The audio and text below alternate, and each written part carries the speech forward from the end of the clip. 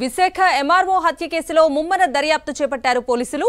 DCP Manikanta ఆధ్వర్యంలో నలుగురు అనుమానితులను అదుపులోకి తీసుకుని విచారణ చేపట్టారు. సీసీ కెమెరాల ఆధారంగా దర్యాప్తు కొనసాగుతోంది. ఇనుప రాడ్తో కొట్టి చంపిన వ్యక్తి గురించి 12 టీమ్స్ ని ఏర్పాటు చేశారు విశాఖ సిపి రవిశంకర్. వ్యక్తిగతంగా ఎవరితో మాట్లాడే ఆయనేమి కాదు కదా, ఆయన రాజకీయ నాయకుడు కాదు, ఇంకోటి కాదు, వ్యక్తిగత కారణాలు ఉన్నాయి. ఆయన నీతిగా నిజాయితీగా ₹1 లంచం తీసుకోకంటే ఉద్యోగం చేసిన వ్యక్తి. ఎందుకంటే ఒక సాదాసేద అపార్ట్మెంట్ లో ఉంది, 5,000 6,000 అందులో ఉండి ఇలాగ చేసి చూసారంటే మీకు భూత కదా అనుకుంటారని మేము ఊహించింది. ఎవరైనా ఒత్తిడి చేసి ఎవరైనా అకారణంగా నేను చేయమంటే వాళ్ళు చేయలేని పరిస్థితులు ఇలాగేమైనా చేశారని మా అనుమానం. అది పోలీస్ ఎంక్వైరీలో తేలుతుంది. పోలీసులు అయితే ఇమీడియట్ గా వచ్చారు, వాళ్ళు యాక్షన్ వాళ్ళు తీసుకుంటున్నారు. ప్రభుత్వం కూడా పెద్దలు కూడా మాట్లాడటం జరిగింది, వాళ్ళు కూడా తగిన నిర్ణయం తీసుకుంటారని మేము ఎదురు చూస్తాం. రాత్రి నేను సార్ కింద దిగారండి, నేను మీదకి వెళ్ళానండి. నైట్లో ఆడుకోవడానికి చెత్తలు దించుకోవాలి తెల్లారనేసి మీదకి వెళ్ళిపోనండి. చెప్పులు మీదకి ఎక్కించుకొచ్చరికి గేట్ వేసుకుందని చూస్తే సార్ ఇంటికి వేసి పడిపోన్నారండి. వెంటనే మీద పారిపోయి సార్ అలా ఆవిడ చెప్పానండి. ఆ కర్మే మనకు తెలదండి, నాకు ఆ సార్ దేవుడే అండి. నేను ఎంతో బాధపడుతున్నాను. సార్ అరాడి పనులు ఎట్లేవండి, ఆయన శ్రీరామచంద్రుడు అండి, నేను అరాడి పనులు ఎట్లేవండి.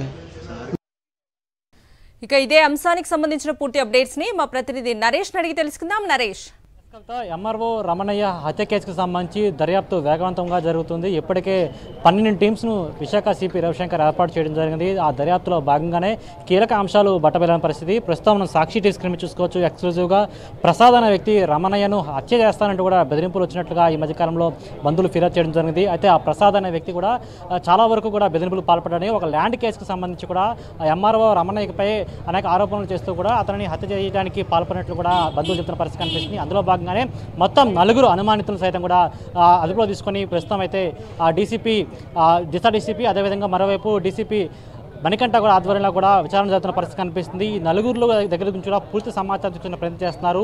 అయితే మన ప్రస్తుతం సాక్షి టీవీ స్క్రీన్ మీద చూస్తున్న ఈ ప్రసాద్ అనే వ్యక్తి ఒక రియాల్టర్. అతను చాలా కాలం నుంచి కూడా ఈ విధంగా బెదిరింపులకు పాల్పడుతున్నట్టు కూడా ఇప్పుడు రమణయ్య బంధువులు కూడా పోలీసులు ఫిర్యాదు చేయడం జరిగింది. అయితే ఈ కేసుకు సంబంధించి 4 అనుమానులతో పాటు ఎవరైతే మొట్టమొదటిగా సీసీ ఫుటేజ్ చూసుకుంటే సీసీటీవీ ఫుటేజ్లో రమణయ్య కిందకు వచ్చిన తర్వాత కింద చాలా వరకు కూడా ఒక వ్యక్తితో మాట్లాడినట్టుగా మనకి సీసీటీవీ ఫుటేజ్లో కనిపిస్తుంది. ఆ వ్యక్తి అనంత శర్మగా గుర్తించారు. అయితే ఒక ల్యాండ్ కేసుకు సంబంధించి ఆ ల్యాండ్ కేసులో మొత్తం అంటే రమణయ్యకి ఇక్కడ విశాఖపట్నం నుంచి విజయనగరంకి ట్రాన్స్ఫర్ అవ్వడం జరిగింది. ట్రాన్స్ఫర్ అయ్యే ముందు అనంత శర్మకు సంబంధించిన ఫైల్ మూవ్ అవడంతో అతను సంతోషంగా ధన్యవాదాలు చెప్పడానికి అనంత శర్మ ఇంటి వద్దకు రావడం జరిగింది. ఆ తర్వాత అక్కడే రమణయ్య అనంత శర్మతో మాట్లాడిన తర్వాత అనంత శర్మ బయటికి వెళ్ళిపోయిన తర్వాత కొంతమంది దుండగులు లోపల రావడం జరిగింది.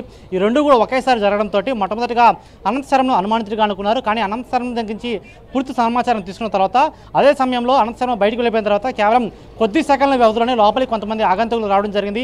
ఆ తర్వాత వెంటనే తమ వద్ద ఉన్న ఇనపరాడుతోటి మొత్తం 12 సార్లు అతని రమణయ్య తలపై బలంగా కొట్టడం జరిగింది.